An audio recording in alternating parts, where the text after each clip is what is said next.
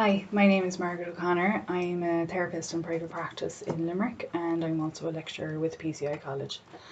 I want to talk to you today about moving to online work both as a therapist and a lecturer, and I'm hoping that I can maybe address some concerns you might have about it and also share some learning from my experience of it over the last few weeks, if it is something you're thinking about doing either as a therapist or as a student.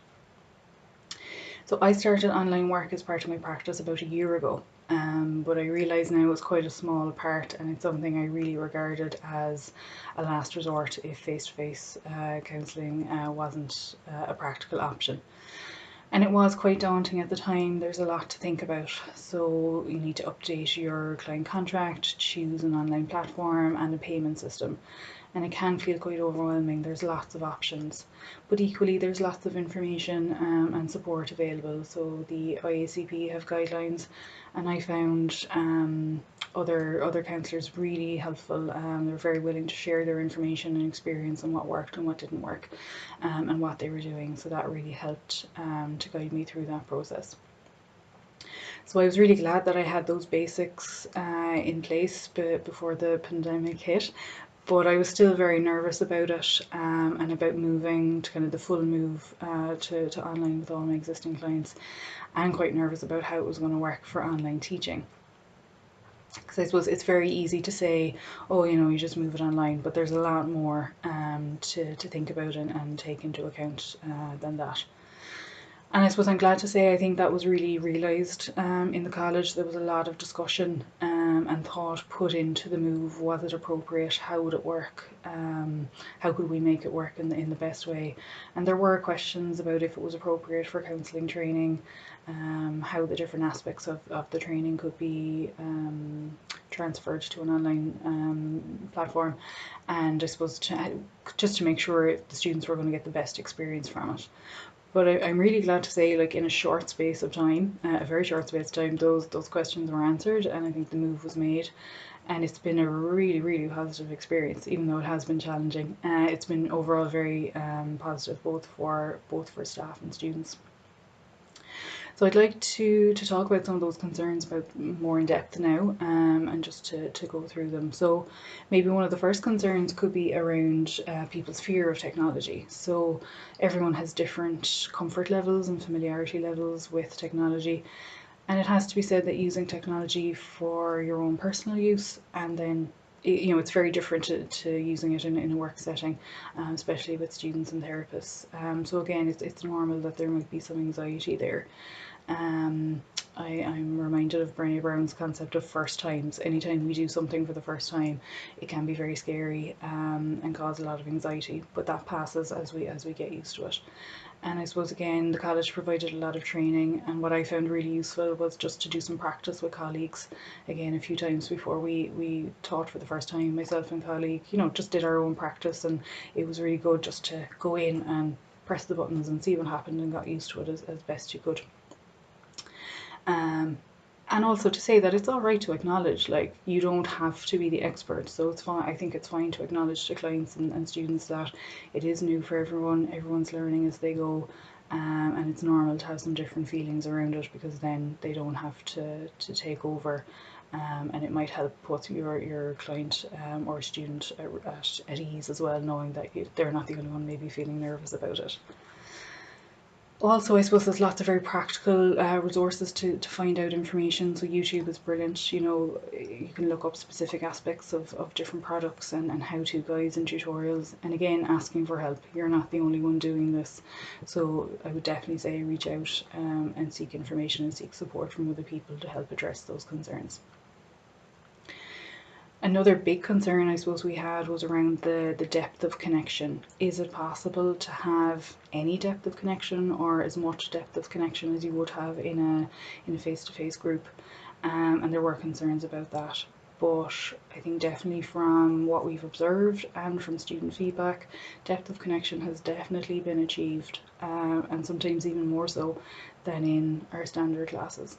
There is a concept of disinhibition, which says that people might actually share more and be able to go into more depth, not being in a face-to-face setting.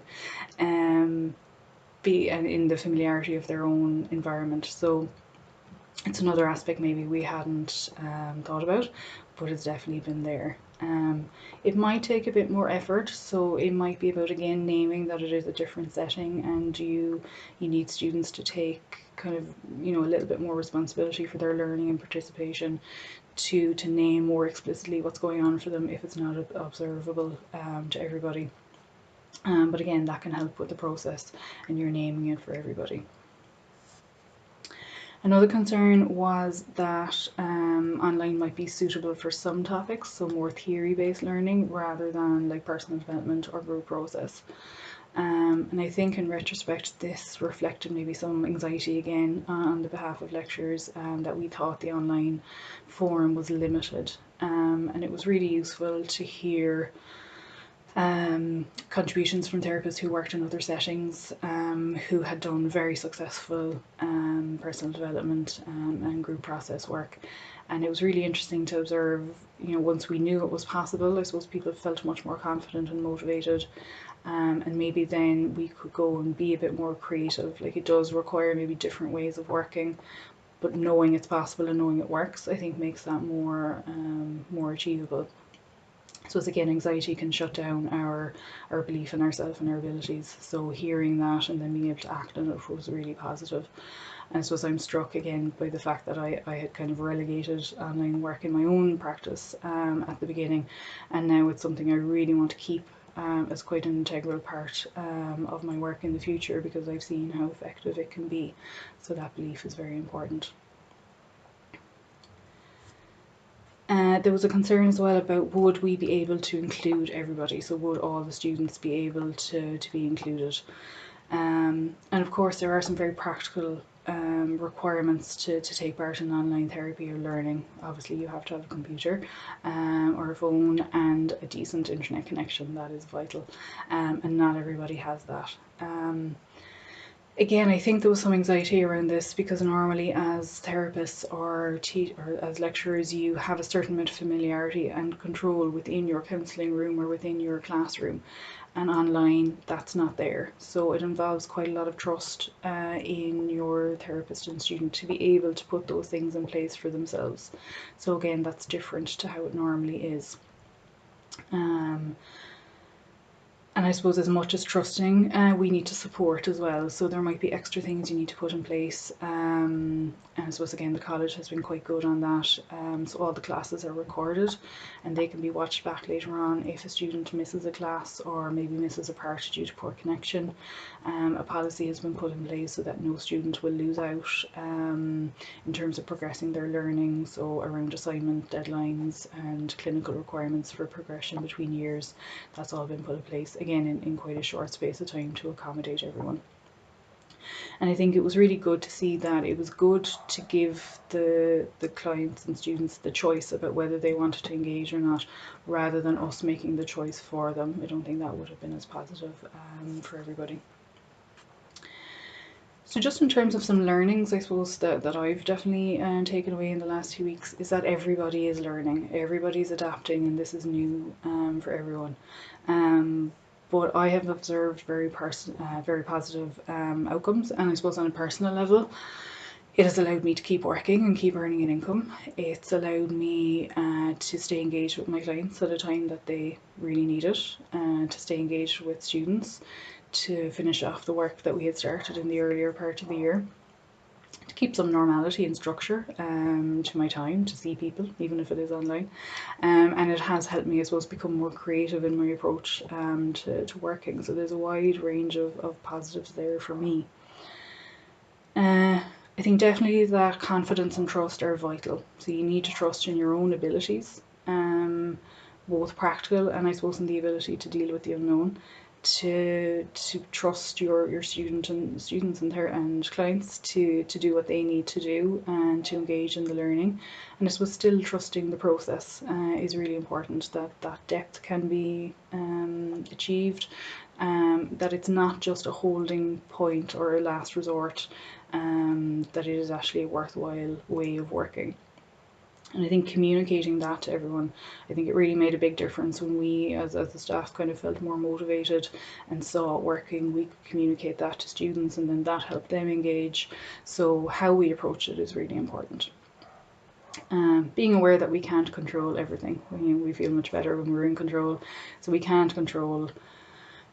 Sometimes technology has a mind of its own, sometimes the internet works, sometimes it doesn't. There are things we can't control, but I suppose we can control how we approach it, how we deal with it, and just trying to keep those things in mind.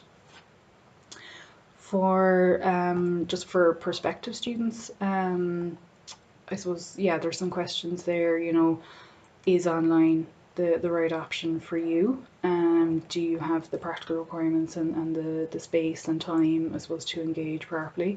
And I think there's a wider question of time as well, like if you think, oh, I'll wait for things to go back to normal, we don't know how long that's going to take, and is that something that is better for you?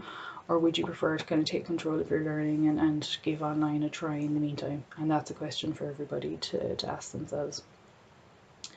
And I suppose, again, just to highlight, there are some real practical benefits to online working. You don't have to commute. You don't have to get up as early if you're starting in the morning. You can get access to services that you may not have been able to for geographical reasons. Like at the weekend, I did an online CPD course, which should have happened in Athlone, and I wasn't going to go to Athlone for it. Nothing against Athlone, but there was people from all over the country. They were so Limerick, Donegal, Galway, Dublin. Again, people that probably wouldn't have been able to travel. So there's major advantages to it that way. So just in summary, I think this is new for a lot of people, but I suppose I'd really ask people to give online work, both as students, therapists and clients, a go. Really find out for yourself, is it right for you? Because there are huge advantages and positives to it. If we can get past the nerves and anxiety that might be stopping us from it. I personally have found it really beneficial, and I really hope that you have the same type of experience. Best of luck, and thanks very much.